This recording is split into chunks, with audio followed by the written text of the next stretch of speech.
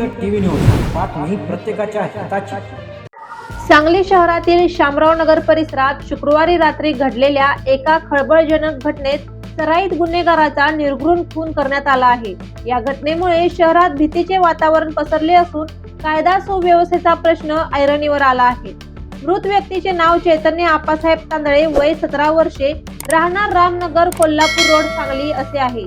पोलिसांनी दिलेल्या माहितीनुसार पूर्व वैमनस्यातून हा खून झाल्याचा प्राथमिक अंदाज आहे।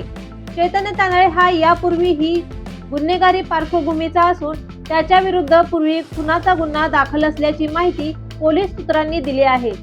शुक्रवारी रात्री सुमारे 11 वाजण्याच्या सुमारास चैतन्य तांदळे हा शामराव नगर परिसरात एका मित्राकडे गेला होता। त्यानंतर संबंधित मित्रासोबत तो परिसरातून जात असताना दबा धरून बसलेल्या 3 सराईत हल्लेखोरांनी त्याच्यावर अचानक हल्ला चढविला।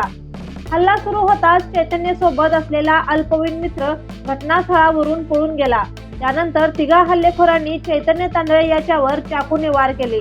डोके, मान आणि पोटाच्या भागात गंभीर जखमा झाल्याने चैतन्य तांदळे याचा जागीच मृत्यू झाला।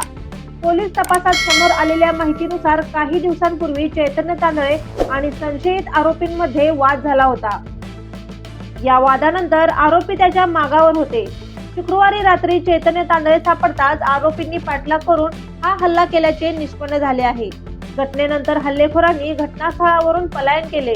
दरम्यान चैतन्य तांदळे याचा खून करणाऱ्या 3 संशयितांची नावे निष्पन्न झाली असून त्यांचा शोध घेण्यासाठी स्थानिक गुन्हे अन्वेषण शाखा आणि सांगली शहर पोलिसांची पथके रवाना करण्यात आली आहेत। घटनेची माहिती मिळताच पोलीस अधीक्षक संदीप घुगे, अपर पोलीस अधीक्षक कल्पना बारावकर, पोलीस उप अधीक्षक संदीप भागवत आणि पोलीस निरीक्षक अरुण सुगावकर यांनी घटनास्थळी भेट देऊन पाहणी केली।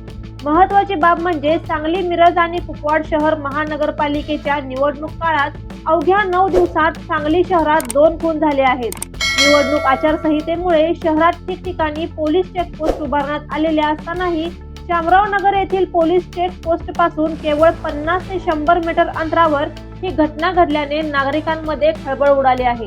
या घटनेमुळे शहरातील सुरक्षा व्यवस्थेवर प्रश्नचिन्ह निर्माण झाले असून पोलिसांकडून तपास वेगाने सुरू आहे। पुढील तपास सुरू असून आरोपींच्या अटकेबाबत अधिकृत माहितीची प्रतीक्षा आहे। या प्रकरणातील अधिक अपडेटसाठी पाहत रहा जनहित टीव्ही न्यूज।